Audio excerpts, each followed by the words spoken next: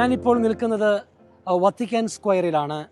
ഇന്ന് മുഴുവനും ദൈവജനം ഫ്രാൻസിസ് മാർപ്പാപ്പയ്ക്ക് തങ്ങൾ സ്നേഹിച്ച ഇടയന് അന്തിമ ഉപചാരം അർപ്പിക്കുവാൻ വേണ്ടി വലിയ ജനത്തിരക്കോടുകൂടി തന്നെ ഈ പ്യാസയിലായിരുന്നു. ആക്ച്വലി ഇന്ന് ഇപ്പം സമയം 12:50 മണിയാണ് വെളുപ്പിന് പാതിരാവിൽ. ഏതായിരുന്നാലും 12 മണിക്കായിരുന്നു ബസലിക്ക പൂട്ടേണ്ടത്.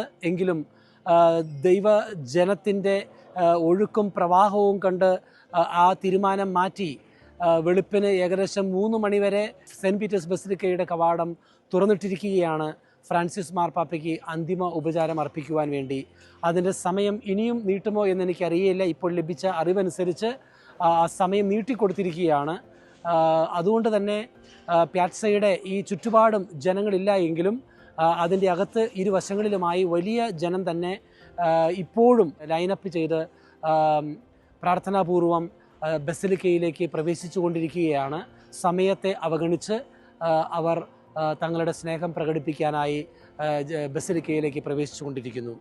ഏതായിരുന്നാലും ഇന്നേ ദിവസം പ്രഭാതം മുതൽ വൈകുന്നേരം ഈ സമയം വെളുപ്പിന് 1 മണി വരെ എനിക്ക് കാണുവാൻ സാധിച്ചത് വലിയ ജനത്തിരക്ക് തന്നെയായിരുന്നു. പ്രത്യേകിച്ച് സാൻ പിയത്രോ ട്രെയിൻ സ്റ്റേഷനിലേക്ക് പോകുന്ന വഴിയും അതോടൊപ്പം തന്നെ വത്തിക്കാൻ ബസലിക്കയുടെ നേരെയുള്ള വിയ കോൺസിലാറ്റ്സിയുടെ ആ റോഡും മെട്രോ സ്റ്റേഷനിലേക്ക് പോകുന്ന റോഡുമെല്ലാം തടിച്ച് വലിയ ജനപ്രവാഹം തന്നെയായിരുന്നു ഇവിടെ ഉണ്ടായിരുന്നത്. ഇതെല്ലാം സൂചിപ്പിക്കുന്നത് എത്രമാത്രം ഈ ജനമെല്ലാം ഫ്രാൻസിസ് മാർപ്പാപ്പയെ സ്നേഹിച്ചിരുന്നു എന്നുള്ളതാണ്.